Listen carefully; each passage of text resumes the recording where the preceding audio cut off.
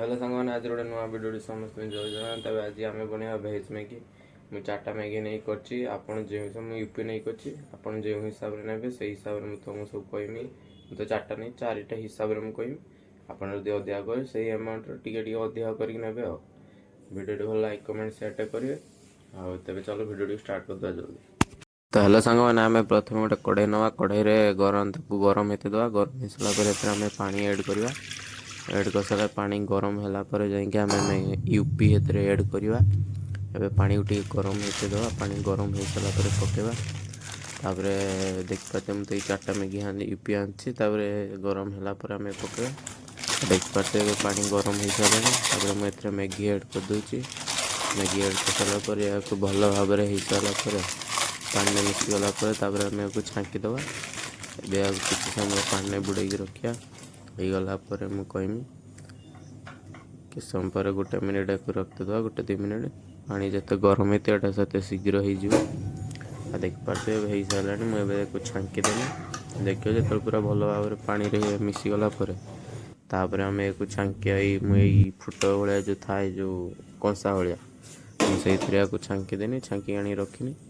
तापर शिमला बंधाकोबी आ पिज गोटे ने आलू गोटे ने देखिए बंधाकोबी काट देती शिमला काट देती पिज गोटे ने आलू छोट आलूटे ने बेसी बड़ नहीं छोट आलू ने बड़ आलू नेबेनी। कढ़ई आम गरम हो सारापर तेल एड करिया। देखिए मुझे तेल एड कले तेल गरम हो सारापर आम पिज एड करवा। देखिए टे गरम हो आसला कढ़ई टे गरम थी पानी पानी टे लगता तो फुटुला भाया हो किस समय हो सारापर गरम होगला भल भाव आम पकड़ा।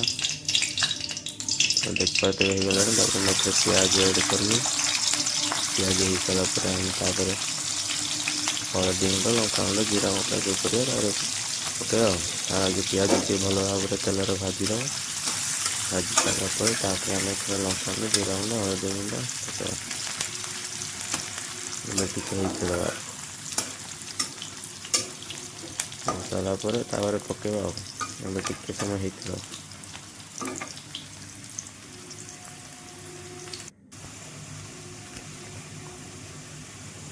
देखिए टिके होगला आम लंका गुंड पकेनी लंका गुंड पर हलदी गुंड पके हलदी गुंड पर लुण पके देखिए लुण पकेनी हलदी गुंड पके जीरा गुंड होगला पके भल टेस्ट आसे पकेवा नहीं ठीक अच्छे। या भल भाव भाजीद गोटे गुड़े भल भाव गुड़े सारापर आलू एड करवा गुड़े दवा भल भाव हो सारापर प्रथम भल भाव गुड़े आप भल भाव गुड़े तेल भी अल्प ने बेसी तेल भी नेबेनी। किस समय आलू एड करदे आलू एड करदेनी आलू हो सारापर जाए आम पनीपरिया पकड़ा टे सीझी दवा।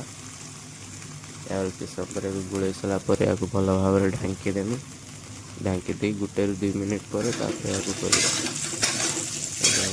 देवी गुड़े सारापर ढांकी भल भाव गुड़े दवा।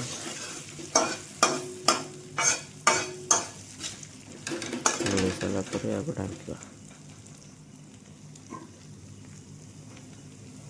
प्रथम गुड़ा देने भल भाव या ढांकी दवा ढांकी सारिकी 2 मिनिट पर या खोलिया सीझी दवा टे देखिए 2 मिनिट हो सारा या सीझी दवा सीझी सारा सीझीगला से भल भाव आउ थे गुड़े देवे गुड़े सारापर देखिए आलू सीझी सारा आम परिवा एड करवा बंधाकोबी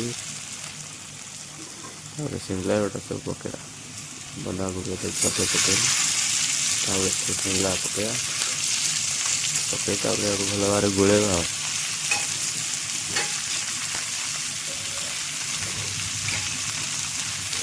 पकईदेने सब पकई सारापर गुड़ेगा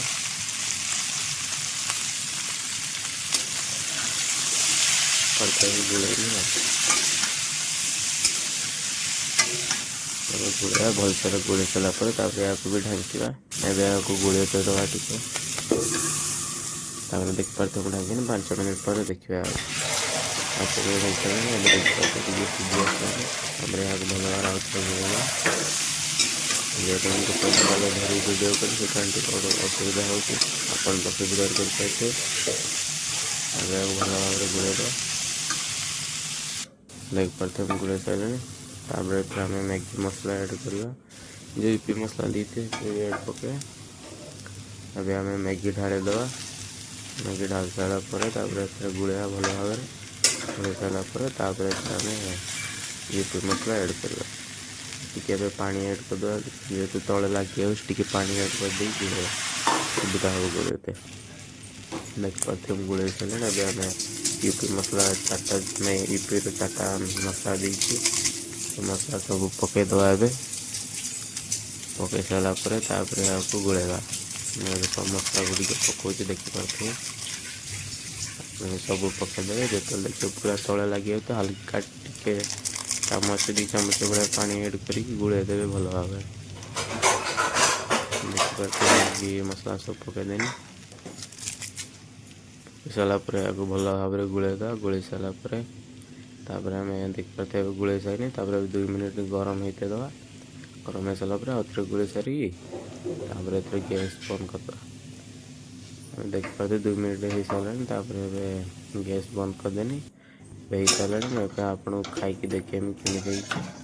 ଦେଖିପାରୁଥିବେ ହେଇଗଲାଣି ପୁରା ଭଲ ଭାବରେ। ତାପରେ ମୁଁ ଗୋଟେ ତାଟିଆରେ ନେଇକି ଏଥିରେ ଚିଲି ସକ୍ସ ବିଲାତି ସକ୍ସ ଗୋଳେଇଦେନି। ଗୋଳେଇକି ଏବେ ଆପଣଙ୍କୁ ଖାଇକି ଦେଖେଇମି କେମିତି ଲାଗୁଛି। ଦେଖିପାରୁଥିବେ ମୁଁ ଏଇ ଖାଇସାରିଲିଣି। ବହୁତ ବଢ଼ିଆ ଲାଗୁଛି। ଆପଣମାନେ ବି କହିବେ କେମିତି ଲାଗୁଛି।